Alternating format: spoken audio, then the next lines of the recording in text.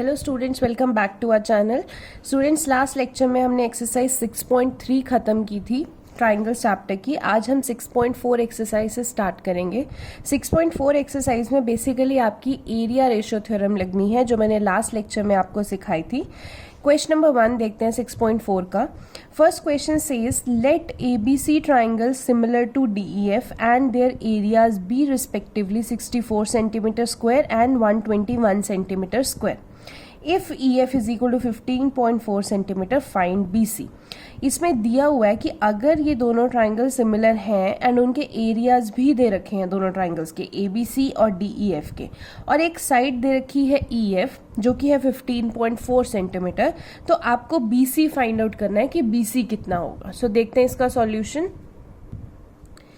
So given में आपके पास दोनों ट्राइंगल सिमिलर हैं। एक ट्राइंगल का एरिया 64 सेंटीमीटर स्क्वायर है और दूसरे का एरिया 121 सेंटीमीटर स्क्वायर है।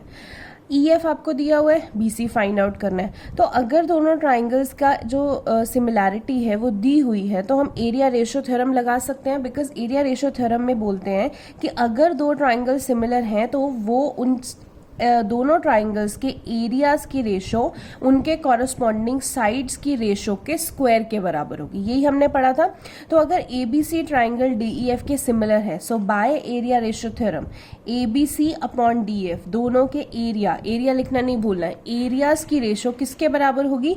इस ट्राइंगल की साइड अगर मैं BC लेती हूँ तो इस ट्राइंगल की साइड क्या लूंगी? EF, और दोनों के रेशो के स्क्वायर के बराबर। तो ABC का एरिया आपको क्वेश्चन में 64 दे रखा है, DEF का एरिया क्वेश्चन में 121 दे रखा है, is equal to BC upon EF आपको क्वेश्चन में ही 15.4 दे रखा है। इसका स्क्वायर करेंगे, नेक्स्ट स्टेप में ये स्क्वायर इधर जाएगा तो अंडर रूट बन जाएगा 64 upon 121 is equal to BC upon 15.4। अगर आप 64 का अंडर रूट लें तो 8 होता है, 121 का अंडर रूट ले तो 11 होता है, is equal to BC upon 15.4।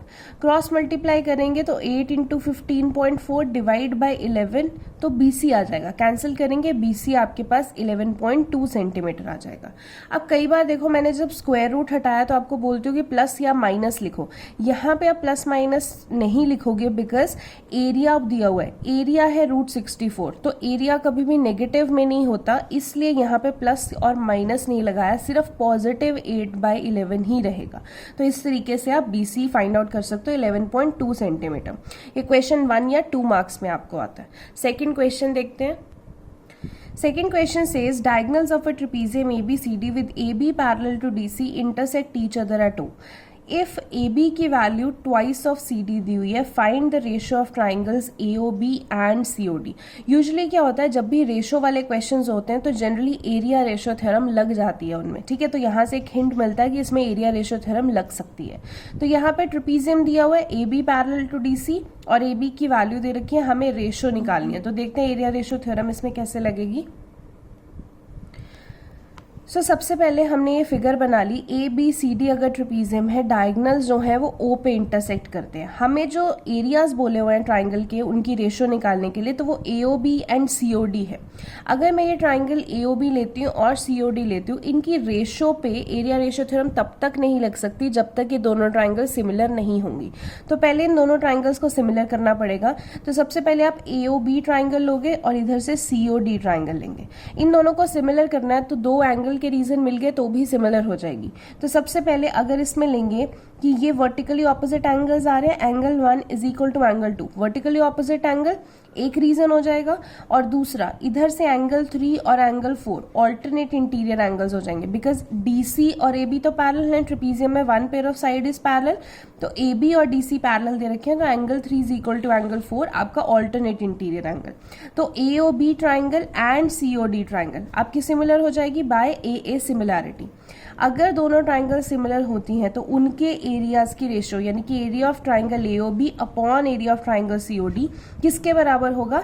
इनकी साइड्स के रेशियो के बराबर। इस ट्राइंगल की जो साइड AB है और इस ट्राइंगल की साइड CD है, AB अपॉन CD के स्क्वायर के बराबर। अब ए बी की वैल्यू क्वेश्चन में ही आपको दी हुई थी ट्वाइस ऑफ सी डी, तो यहाँ पे ए बी की जगह ट्वाइस ऑफ सी डी डाल देंगे अपॉन सी डी और इसका स्क्वायर, सी डी से सी डी कैंसिल हो जाएगा, 2 का स्क्वायर 4 और नीचे तो 1 ही बचा था, 1 का स्क्वायर 1, यानी कि रेशो आपकी ए ओ बी अपॉन सी ओ डी ट्राइंगल की आ जाएगी 4:1। नेक्स्ट क्वेश्चन देखते हैं। थर्ड क्वेश्चन में देखिए आपको बोला है A B C and D B C are two triangles on the same base B C, दो ट्राइंगल्स दी हुई हैं जिनका बेस एक ही है। If A D intersect B C at O, show that area of A B C upon D B C is equal to A O upon D O. ठीक है, solution देखते हैं इसका।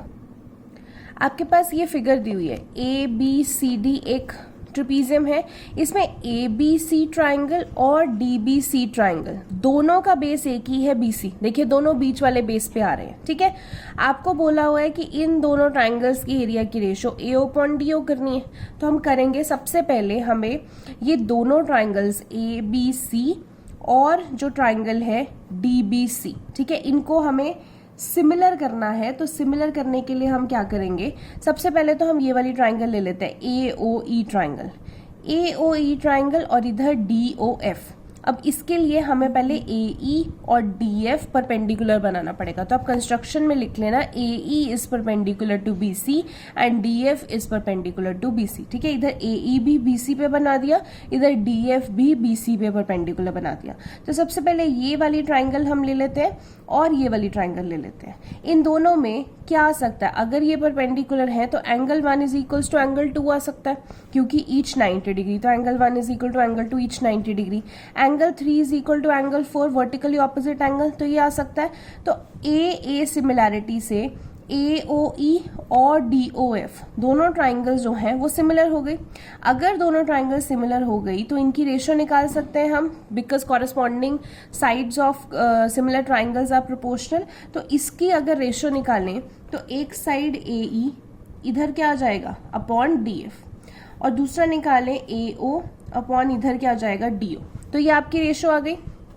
अब जो आपको दोनों ट्राइंगल्स के एरिया की रेशो बोली थी लेफ्ट हैंड साइड, अगर मैं इसके लेफ्ट हैंड साइड से स्टार्ट करती हूँ, area of triangle ABC upon DBC, इससे स्टार्ट करती हूँ, तो आप क्या लिखेंगे, एरिया ऑफ ट्राइंगल एबीसी क्या होता है, half into base into height. तो अगर मैं एबीसी ट्राइंगल लेती हूँ तो base is BC, height is A E, इसीलिए half into B C into A लिखा है, upon D B C triangle, अगर डी बी सी ट्राइंगल लेते हैं तो बेस इज बी सी और हाइट इज डी एफ, तो half into B C into D F. ठीक है, हाफ बी सी से हाफ बी सी कैंसिल हो गया, ए ई अपॉन डी एफ आपके पास आ गया। तो लेफ्ट साइड का आंसर आपके पास ए ई अपॉन डी एफ आया। बट अभी आपने फर्स्ट अगर इक्वेशन देखें तो ए ई अपॉन डी एफ किसके बराबर है, ए ओ अपॉन डी ओ के बराबर। तो यहाँ पे ए ई अपॉन डी एफ की जगह मैं ए ओ अपॉन डी ओ भी लिख सकती हूँ फ्रॉम इक्वेशन 1, और लेफ्ट हैंड साइड तो आपकी वही है एंड यही आपको प्रूफ करना था। ठीक है, क्वेश्चन नंबर 4 देखते हैं। क्वेश्चन नंबर 4 में आपको बोला है if the areas of two similar triangles are equal prove that they are congruent. अगर दो सिमिलर ट्राइंगल्स हैं, उनका एरिया अगर बराबर है तो वो दोनों ट्राइंगल्स कॉन्ग्रुएंट भी होंगी, आपको प्रूव करना है। अगर दो ट्राइंगल्स लेते हैं, जैसे हमने एक ट्राइंगल ले ली ए बी सी और दूसरी ट्राइंगल ले ली डी ई एफ, गिवन में क्या दे रखा है कि A B C is similar to D E F. ठीक है, और आपको दिया भी हुआ है कि इनके एरियाज भी बराबर है, यानी कि area of A B C is also equal to area of D E F. To prove आपको करना क्या है कि ए बी सी और डी ई एफ ये कॉन्ग्रुएंट है। ठीक है, तो क्या करेंगे, पहले सिमिलैरिटी से स्टार्ट करते हैं। अगर ए बी सी और डी ई एफ सिमिलर हैं तो एंगल ए, ये वाला एंगल डी के बराबर होगा, एंगल बी एंगल ई के बराबर होगा, एंगल सी एंगल एफ के बराबर होगा। और एंगल सिमिलर होने के अलावा सिमिलैरिटी में क्या होता है, साइड्स भी प्रोपोर्शनल में होती हैं। तो साइड्स प्रोपोर्शन में होंगी, A B upon D E is equal to B C upon E F is equal to A C upon D F, तो साइड्स भी प्रोपोर्शन में होगी। उसके बाद अगर दोनों के एरियाज बराबर हैं तो अगर मैं इनको अपॉन में लिखूंगी, area of triangle A B C upon area of triangle D E F, तो दोनों की वैल्यू क्या आ जाएगी 1, बिकॉज कैंसिल हो जाएंगे, because area of triangle A B C is equal to area of triangle D E F, तो cancel होके इनका आंसर 1 आ जाएगा। अब अगर ये दोनों के एरियाज बराबर है प्लस ये सिमिलर भी दे रखी हैं, तो इनकी जो रेशो है वो किसके बराबर होगी, इनकी साइड के रेशो के स्क्वायर के बराबर, क्योंकि यही एरिया रेशो थ्योरम कहती है।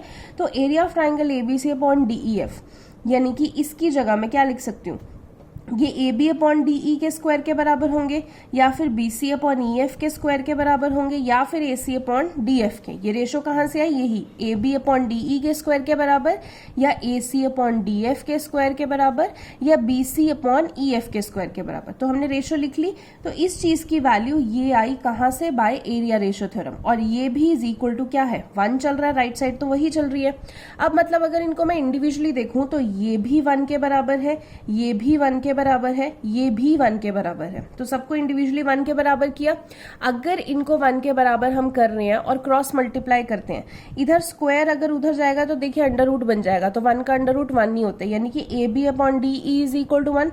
क्रॉस मल्टीप्लाई करेंगे तो D E into 1 is D E, तो A B is equal to D आ गया।